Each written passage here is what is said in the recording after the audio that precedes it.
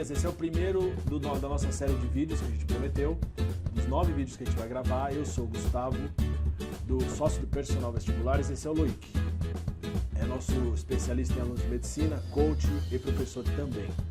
Tá bom? A gente vai falar nesse primeiro vídeo sobre ter um objetivo claro, como a gente prometeu. Vai discutir 4 assuntos aí, que é sobre as questões práticas do seu objetivo, as psicológicas, essa ideia de que não é uma decisão eterna, e o que fazer se você não sabe, tá bom?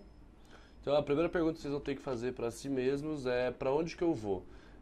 Tanto no que tange ao vestibular, tanto no que tange à faculdade. Você precisa saber qual vestibular se enquadra melhor no seu perfil e qual faculdade se enquadra melhor no seu perfil. Não necessariamente o vestibular vai ser perfeito para você, óbvio que você vai ter que treinar para ele.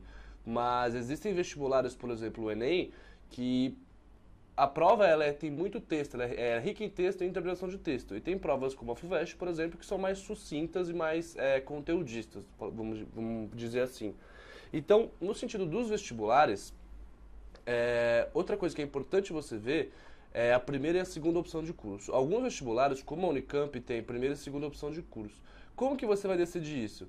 Bom, primeiramente, você vai colocar por ordem de nota de corte. Como assim? Na primeira opção, você sempre coloca aquele curso, não necessariamente aquele que você mais quer, mas aquele que tem a maior nota de corte. Por quê? Porque se você não passa nele, na segunda opção, você vai ser jogado para a segunda opção. E a segunda opção tem que ser uma nota de corte menor, porque não faz sentido, se você não passar na nota de corte menor, você colocar na segunda opção uma nota de corte maior, certo? Tá, agora em questão de faculdade, você precisa saber se você vai prestar uma faculdade pública ou uma faculdade particular, certo?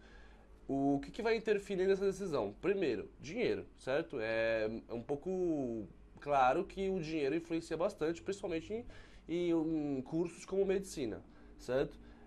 Outra coisa que você tem que ver na hora de escolher a faculdade é o método de ensino. Certas faculdades, por exemplo, que nem a FAMEMA, elas trabalham mais com o PBL. O que é o PBL? É um método de ensino que ele foca mais no aluno autodidata, digamos assim. Ou seja, você vai ter menos aula e mais tempo de estudo em casa. Já outras faculdades, como a FUVEST, a Unesp, a Unicamp, não é PBL, ou seja, é um ensino tradicional que basicamente você vai ter uma carga horária de aulas maior, certo? E nesse sentido, pô, beleza, então eu já sei que, por exemplo, eu não quero PBL e eu sei que eu quero uma faculdade pública. Então eu tô entre, sei lá, FUVEST, Unicamp e Unesp e Unifesp. Como que eu vou escolher? O meu conselho para vocês é decidir a partir de relatos de pessoas que estudam lá dentro, certo? Então, pega alguém que estuda na USP, pega alguém que estuda na Unicamp, alguém que estuda na Unesp e conversa com eles. Pergunta como é que são as aulas, como é que é a carga horária, como é que são os professores. Isso aí a gente vai até, assim, se você não sabe, a gente vai entrar um pouquinho em detalhe até essa dica do Loic de como que a gente pode, é uma delas, né, de como que a gente pode descobrir. É importante ver nessa questão de escolha de curso, cuidado com essa ideia de, sei lá, as federais são melhores, a USP é melhor. Tem curso que, pô, depende do que você quer, né? Sei lá, jornalismo, a gente vê muitas opções, tem vários cursos que a gente vê que não é assim, a USP não é mesmo, eu tive lá, o Loic também, não é um paraíso, não é excelência, não é. Então assim, claro que existe todo o mérito, toda a qualidade do ensino e tal, mas tem um monte de coisas que também você tem que avaliar, você tem que pensar assim, existem alguns mitos em relação a certas faculdades, então você tem que conhecer também, tá? Em relação aí a questões psicológicas, eu acho que é legal a gente falar o seguinte, a gente vai conversar sobre o quanto essa ideia te anima, né? Então, o quanto você quer. Isso é importante, vamos dizer assim, a gente está considerando que você já sabe o que vai prestar. Ah, vou prestar engenharia, a primeira opção X, a segunda Y, tudo bem. Quanto que essa ideia te anima? É importante nesse começo você poder contar com isso ao longo do ano, né? Então, o que é o desejo? Você tem o desejo em vários níveis, né? Então você tem o desejo, sei lá, quero comer um chocolate, Então são desejos meio que reativos, meio superficiais, né? Então você tem níveis de desejo, você tem um desejo não reativo, um desejo natural, que é aquele quando você realmente quer muito. Então assim, esse critério de você querer muito alguma coisa é um indicativo de que aquilo é realmente seu, né? Então assim, como é que eu decido, como é que eu sei se a minha decisão é realmente uma decisão forte minha, ou se é uma coisa meio passageira e tal. Então você tem que pensar se aquilo te traz uma sensação de primeiro querer muito, né? E te dá um ânimo.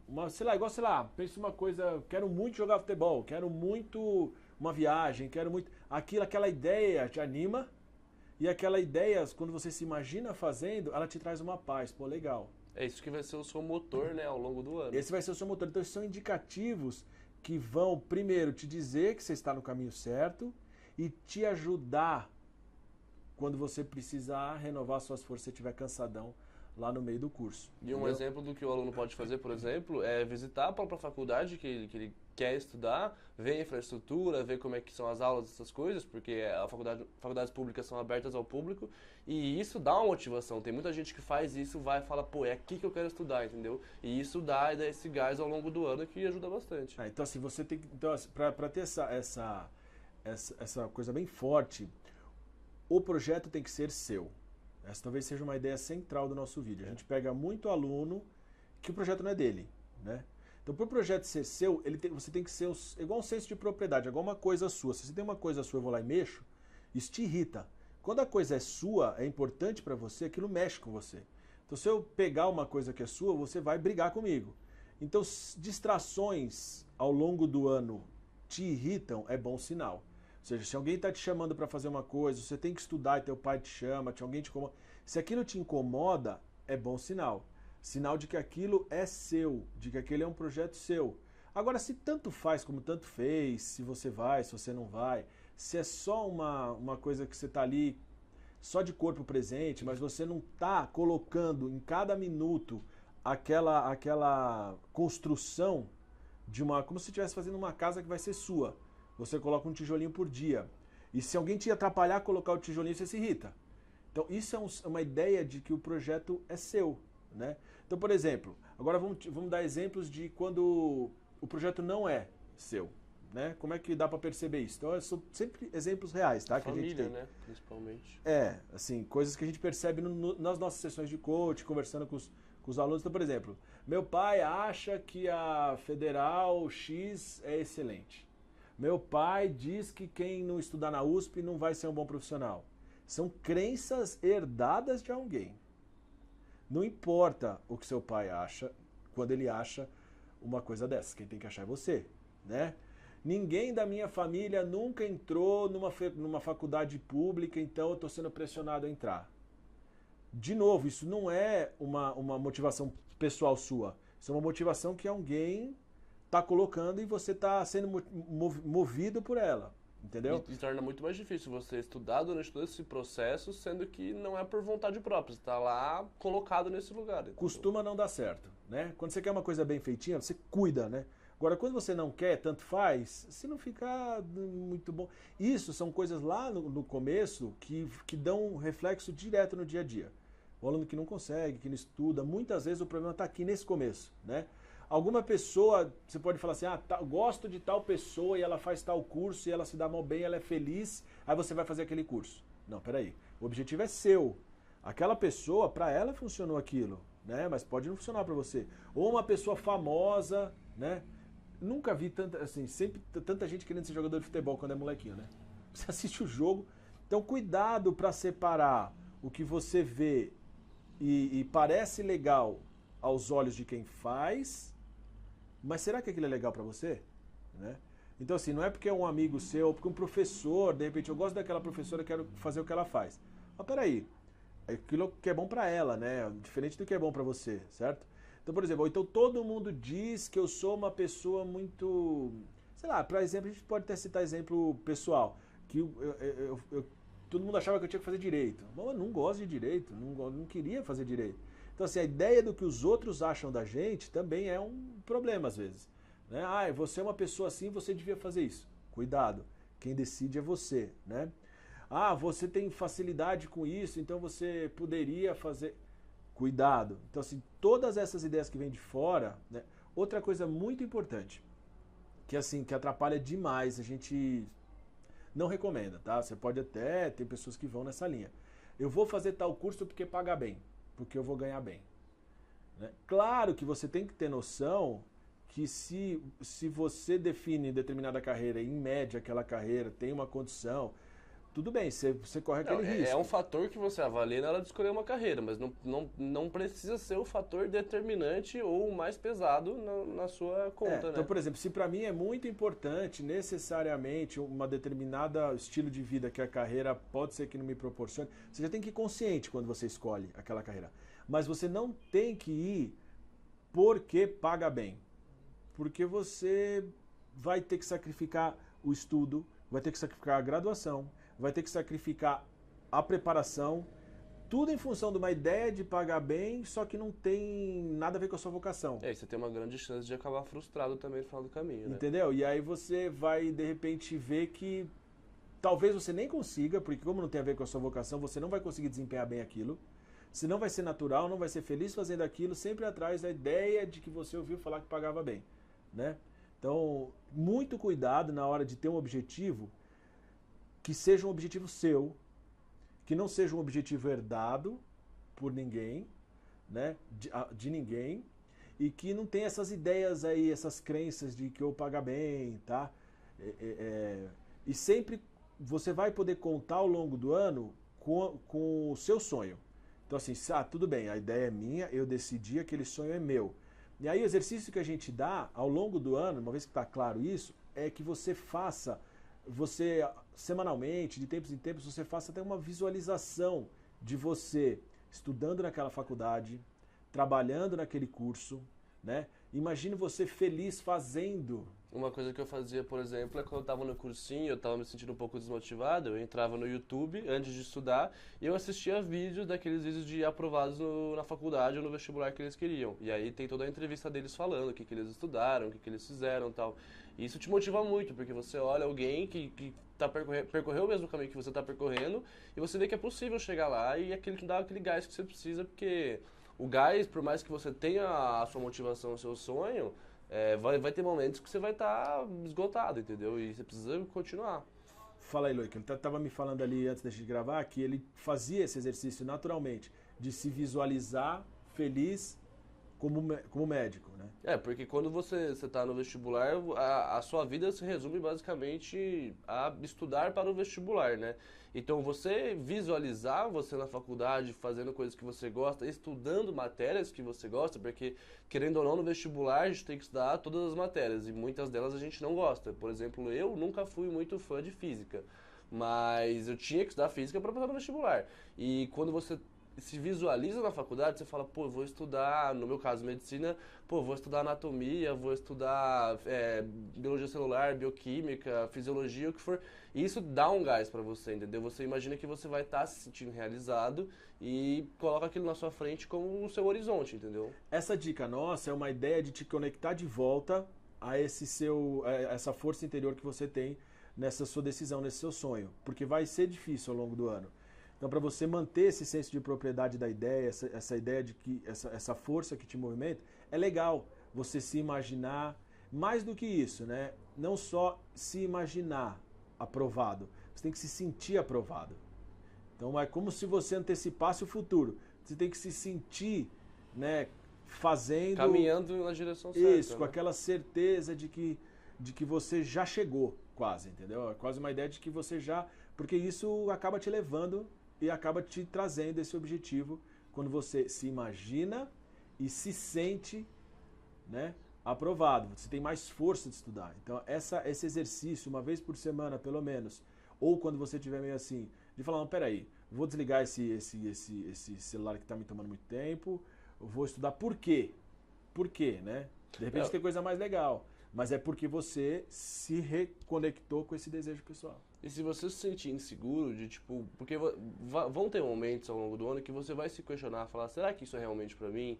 Será que eu realmente quero isso? E isso é super normal, entendeu? Mas o que vocês precisam ter em mente é que a decisão do vestibular, o curso que vocês vão fazer, não é necessariamente aquilo que vocês vão fazer pelo resto da vida. Esse sistema da gente ter que...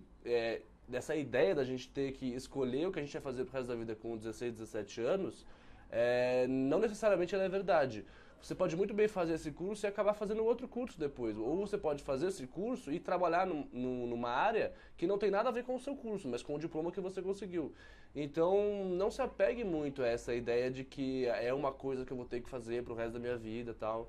Então, tipo, não precisa surtar com relação a isso. Então, assim, é importante essa ideia porque a gente vê vários alunos, quando você tem 16, 18, 20, 24 anos, dá essa impressão, né? Meu Deus, tudo é um pouco dramático, né? Tudo é um pouco a maior felicidade e a maior tristeza da vida.